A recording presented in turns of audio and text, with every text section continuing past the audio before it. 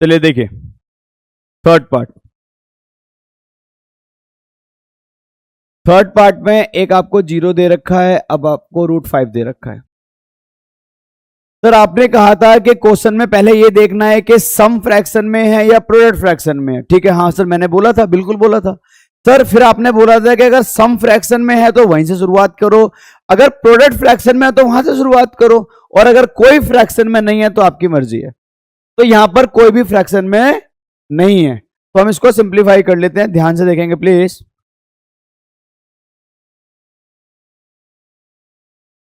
We know that sir alpha plus beta किसके बराबर है? 0 के, अकॉर्डिंग टू क्वेश्चन।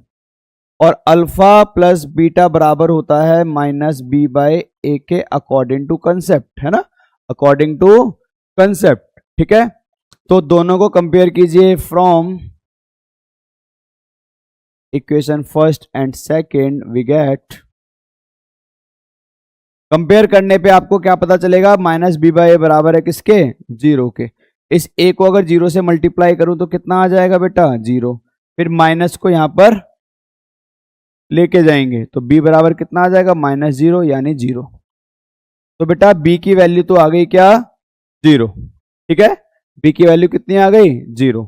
अब ध्यान से सुनो, ध्यान से सुनो। नाउ सेकेंड वैल्यू क्या है? प्रोडक्ट। तो अल्फा इंटू बीटा क्या है? √5। ठीक है, √5, इसको बना लो थर्ड इक्वेशन। और alpha into beta according to concept क्या होता है? c/a, इसको बना लो फोर्थ इक्वेशन। दोनों को सिंप्लीफाई करो, दोनों को सिंप्लीफाई करो।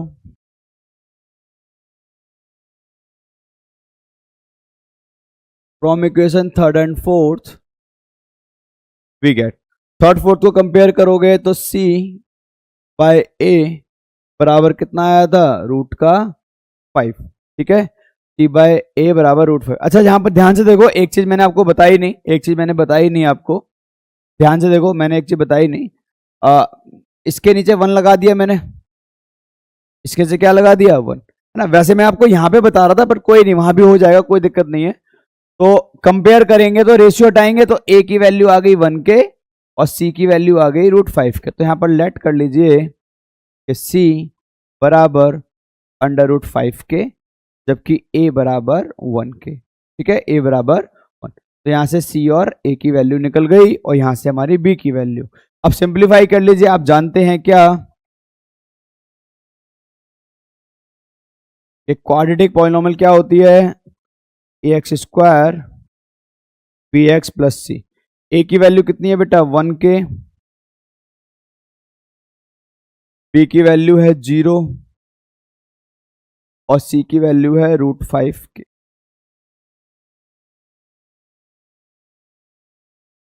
ठीक है, इसमें से अगर ध्यान से देखोगे तो ये तो एज इट इज 1 kx²।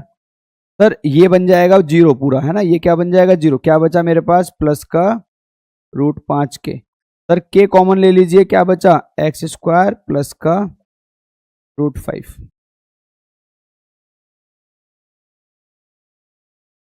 तो ये हमारा आंसर आ जाएगा ना। एक बार आंसर चेक कर लेते हैं, गलत तो नहीं है।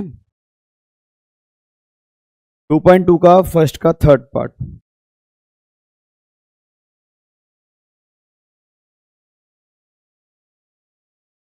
फर्स्ट का